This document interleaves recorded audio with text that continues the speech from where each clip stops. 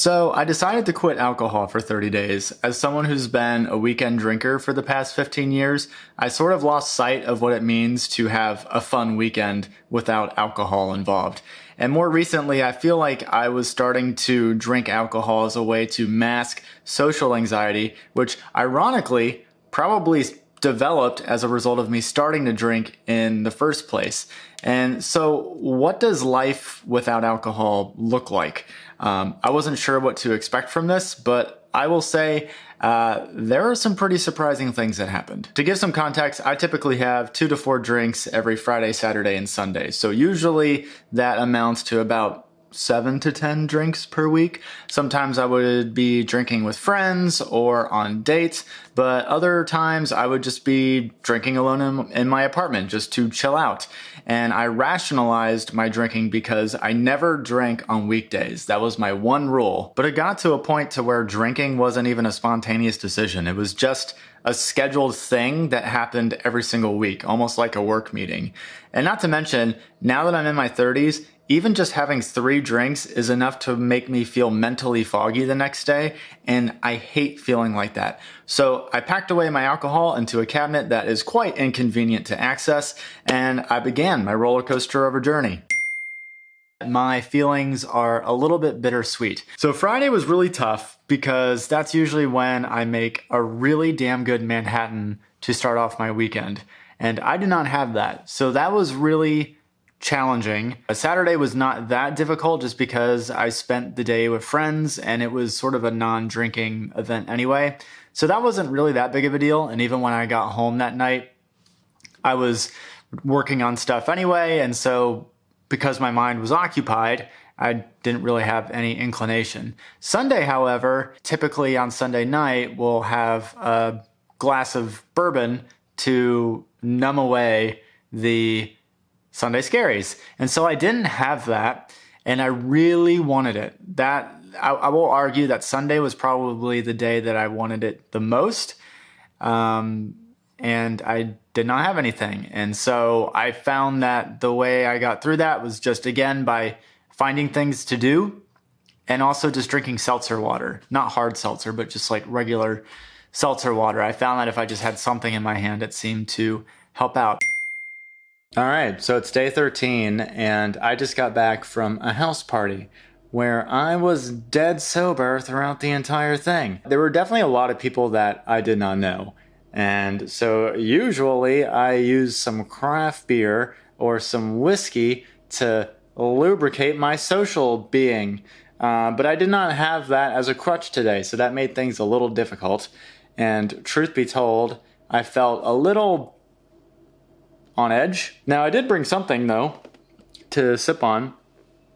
So I brought Hoplark, which is a sparkling water brewed with, well, I don't know if it's brewed is the right word, but it's sparkling water made with hops. So it has absolutely 0 calories, and it kind of just has a hoppy taste to make it, I don't know, feel like again, it doesn't feel like you're having a beer, but it kind of has that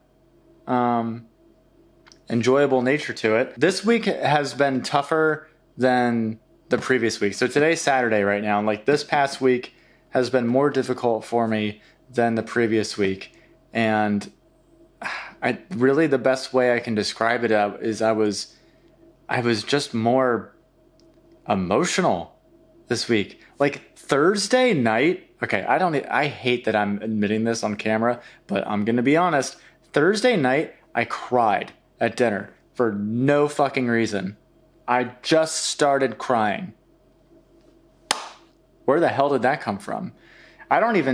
Even before this challenge, I didn't even drink through the week. So again, I don't know if this was because I stopped drinking the past weekend and this was like a weird effect of that, or if this was like just something else. And then on the day after that, on Friday, so that would have been what is today?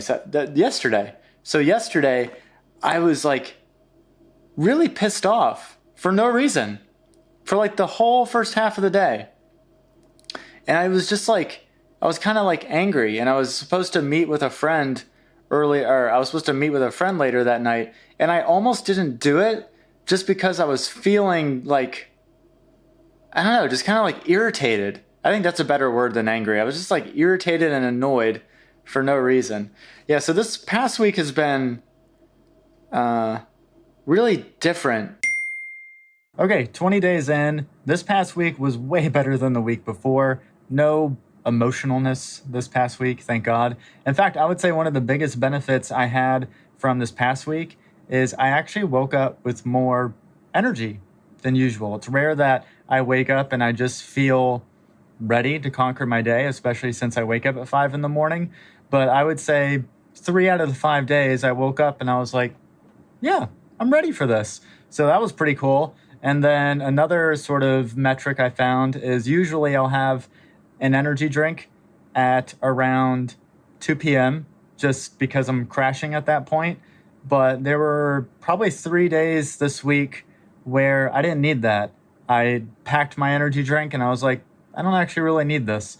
So those were definitely some benefits. Now on Friday, yesterday, I took a road trip. I'm actually in Charlotte, North Carolina right now for a course. And the traffic was so damn bad getting here. And my oil pressure light in my car was going off. So I was stressed at like a 9 out of 10 by the time that I got here because it's a 5-hour drive from Richmond. So I really, really wanted a cocktail last night. But alas, I still did not have one. So still going strong. And today I'm also doing pretty good. Day 25. This is a very interesting day because this is my last day working my full-time job, which is just nuts. So a month ago, had this happened, I would have absolutely celebrated with a Manhattan or two. But tonight, I'm not going to. And the better thing is I don't even really feel the pressure or the desire to. I mean, if one happened to appear in front of me, would I like it? Yeah, absolutely I would. I'm not going to deny that. But I just had one of those Hoplark Hoppy Waters that I talked about earlier, and I was just as content with that. And I'm going to have a fat ass burrito to celebrate, and that to me is enough. All right, so it is day 30 and I made it the whole month without drinking alcohol. So I want to talk about the benefits that I experienced as well as the not so good things that I experienced. So the first good thing is that my friends were very understanding. I thought I might get some negative feedback, but other than being questioned on why I was doing it, I got no negative feedback from my friends. They were very understanding, which was good. The second thing is I saved quite a bit of money. So usually each month I will spend probably $100 to $150 a month on alcohol. So now I save that money and I can use it towards more productive things, or I can just save it. Another thing is I did have slightly more energy, but not like a ton. But the big thing that I noticed is that I had no days where I was mentally foggy. And those mentally foggy days I absolutely hate. So the fact that I've had a whole month where I have not had any days like that is really awesome. Another thing that I've noticed is I felt more present. So a lot before on weekends, it felt like sometimes it was almost like every activity that I was doing was leading towards when I would drink. If I worked on videos for this, if I was going hiking, it all was sort of like leading to the 5 p.m., 6 p.m. drink that I get to have with friends. And so because I wasn't doing that this month, everything I just felt more present with because it wasn't leading towards that drink. It was like, no, I'm having fun in whatever activity that I'm doing, and it's not to get to something else. And so I just felt more present with things that I was doing. And then the last thing is that my productivity is higher. So if I have a Friday night drink, I'm not doing any work that night. But there's some times where I kind of want to be a little bit productive. And so this past month, there were some Friday nights, some Saturday nights where I did do like some YouTube work or some web design work. And I was able to do that because I wasn't buzzed. Okay, now let's talk about the not so good things that I experienced. So there's an element of FOMO when you stop drinking, right? So I live across from a brewery, and when I walk around the neighborhood, I see people drinking and having fun and doing trivia night. And there's an element of, damn, I kind of wish I was doing that. Now, I imagine that feeling will probably subside if I continue this going forward. But at least for these 30 days, even now, if I walk past a brewery or if I just see people drinking by the pool, I'm like, that looks kind of fun. So there is that. Another thing is that cocktails just taste so damn good. So I make a really mean Manhattan, and there's just no mocktail that would replace that. And so, yeah, I kind of miss those, not gonna lie. And the last thing is I had to confront myself and what my values are. Now, truthfully, this is probably a positive, but this is kind of what I talked about before, in that I had to really evaluate what is fun. How do I have fun without alcohol, and how do I do things that bring me intrinsic present joy, and they aren't just a bridge to get to the drinking event? And so being able to confront that, I think, is a really good thing to do. And I think I have a much better grasp of that now than prior to this challenge. All right, so now the big question, am I going to continue this going forward? And truthfully, I don't know. So I leave for Thailand next week for an entire month, and I find it really hard to believe that I'm not going to have one drink while I'm over there. I don't really believe in the idea of completely cutting something out of my life, but I do know that if I go back to it, I'm going to strongly evaluate why I'm reaching for a drink, especially if I'm in my apartment and I have the desire to reach for a drink, because I have found with this 30-day challenge that I have just as much joy doing things sober in my apartment as I do with drinking. So it just doesn't really make a lot of sense to reach for a drink if I'm alone in my apartment. But if I'm out with friends, I don't really see the harm in having a drink, but I will certainly curtail it to 1 to 2 drinks as opposed to 2 to 4. So overall, this was an immensely helpful challenge to go through. And if you're thinking about doing this, I highly recommend it, because I think you'll learn something about yourself that you may not have realized. I definitely had a lot of surprising moments, a lot of emotional moments that I just didn't expect to happen during this challenge.